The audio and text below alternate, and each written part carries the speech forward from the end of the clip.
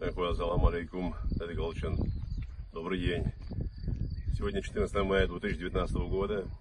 Я нахожусь в городе воинской славы Малгобек, Республики Ингушетия. Значит, позади меня микрорайон, так называемый 110 га. Строительство, которое по федеральной целевой программе на контроле у президента страны, правительства России. Значит, и под чутким руководством нашего главы республики товарища Евкурова. Что за объект? Здесь это строительство, значит, 1000 квартир, 2013 год сдачи, и оставшиеся где-то около 800 квартир домов, где-то 2016 год. Об исполнении этой программы по отселению соблазневой зоны граждан Республики Ингушетии доложено президенту страны. Значит, об исполнении этой программы в 2016 году. Но сегодня на улице 19 год мы видим, что здесь делается, что здесь сделано. Значит, мертвая зона. Вот мы видим, строительство еще школы идет.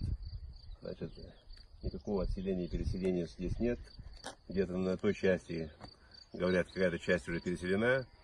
Но благоустройство мы видим. И что здесь делается? Общая смета здесь была где-то около 7 миллиардов рублей. И спрашивается, как товарищ Евкуров в очередной раз докладывал в 2016 году об исполнении этой программы президенту страны Путину Владимиру Владимировичу. И насколько у него значит, эта совесть позволяет это делать, вводить в заблуждение руководство страны.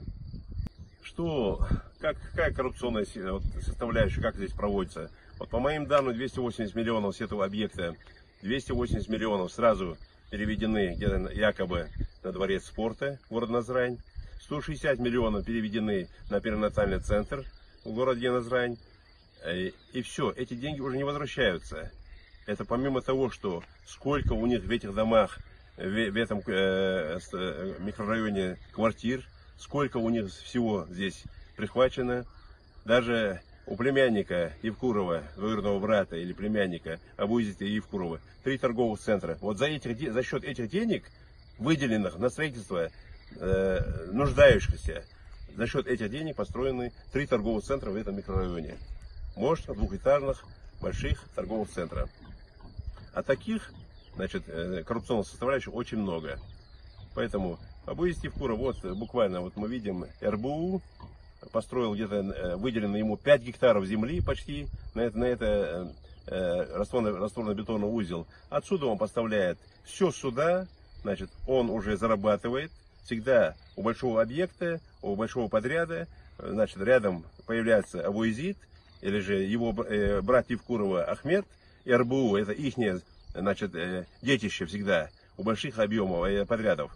Значит, они появляются и тут же раскладывают, значит, строят эти растворно-бетонные узлы, и они отсюда поставляют на эти объекты все, что, значит, и растворные, и бетонные, и все, и вся. Поэтому, а каким образом туда они поставляют? Значит, щебенка у них есть, откуда доставлять камень, есть откуда доставлять песок, бесплатный. Все у них бесплатно, но сюда, когда они выделяют, здесь за 3 дорого, за 4 дорого, значит, сюда выделяются, значит, эти продукты. И бетон, и раствор, и т.д. и т.п. Мои соратники, мои братья, мои товарищи сидят там по надуманным основаниям в местах лишения свободы. Это вот из-за этого, то, что мы говорили, то, что мы пытались и пытаемся достучаться до федерального центра, до президента страны, мы говорили, что здесь эта власть, она никчемная, она коррупционная. Это просто организованное преступное сообщество. Это просто, которые наживаются. Их основная цель пребывания здесь, в республике, это нажива. Больше ничем она не занимается. Не пользуется эта власть, региональная власть, авторитетом среди народа, среди населения республики.